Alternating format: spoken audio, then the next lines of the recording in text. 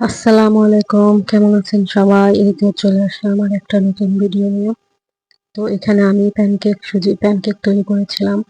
তো বিকেলে আমি কাজ করতেছিলাম, হঠাৎ মনে হলো আমার একটু ক্ষুধা লাগছে। তো ভাবলাম যে কিছু তৈরি করি। তো আমার বাসায় সুজি ছিল, কলা ছিল, তো মনে হলো যে সুজির প্যানকেক তৈরি করে দেখি কেমন হয়।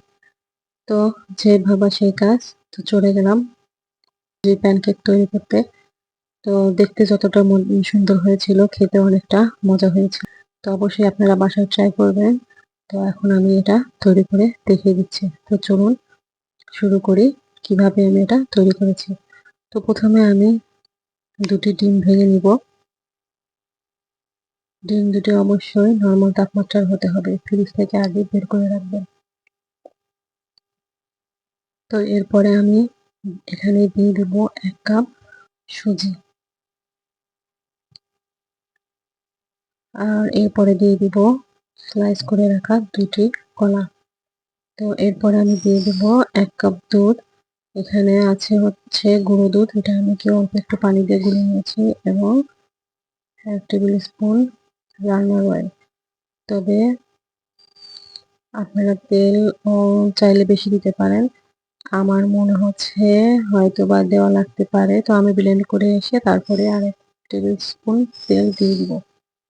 তো এটাকে আমি ব্লেন্ড করে নিয়ে আসছি। এই তো ব্লেন্ড করার পর এই তো এরকম অবস্থা হয়েছে।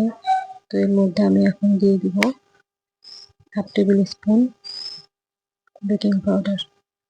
তো আপনারা যখন আপনাদের বাচ্চাদের জন্য তৈরি করবেন, অবশ্যই এর মধ্যে বেকিং পাউডার দিবেন না। বেকিং পাউডার বাচ্চাদের জন্য ক্ষতিকর হতে পারে। তো যাই হোক, এর মধ্যে বেকিং পাউডারটা আমি সুন্দর করে এর মধ্যে মিক্স করে নেব। আর এরপরে আমি একটা ছোট বলে ঢেলে নিব। ঢেলে নিয়ে এটাকে আমি আবার সুন্দর করে নেড়ে নিব। তো আপনি যখন সুজিটা এর মধ্যে ঢেলে দিয়েছিলাম, তখন আমি আরেক টেবিল চামচ রান্নার অয়েল দিয়ে দিয়েছিলাম। তো সুন্দর করে মিক্স করে আমি ফ্রাই প্যানে দিয়ে দিব। তো ফ্রাই প্যানে দেওয়ার আগে অবশ্যই প্যানটাতে হালকা একটু তেল ব্রাশ করে নেবেন। তো এই তো আমার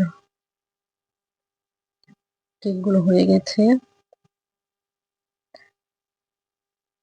আপনারা আপনাদের পছন্দ অনুযায়ী ছোট বড় সাইজ করে বানাতে পারেন। তো প্রথমে আমি একটু বড় করে দিয়েছিলাম। আমার মনে হলো যে ভালো দেখাচ্ছে না, তাই আমি এইভাবে ছোট ছোট করে দিয়েছিলাম। তো দেখতে পাচ্ছেন কতটা সুন্দর হয়েছে, আর খেতেও অনেকটা মজা হয়েছিল। তো পরবর্তীতে আমি আবার এই যে দিয়েছিলাম। তো বাদ বাকিগুলো আমি এভাবে ভেজে নিব। কালারটা কত সুন্দর আসছে, আর ভিতরটাও অনেকটা সফট আর তুলতুলে নরম হয়েছিল। খেতে অনেক মজা হয়েছিল। এই তো দেখতে পাচ্ছেন কতটা সুন্দর হয়েছে। আর অবশ্যই বাসায় ট্রাই করবেন, আমাকে জানাবেন কেমন হয়েছে। ভালো থাকবেন সবাই। আল্লাহ হাফেজ।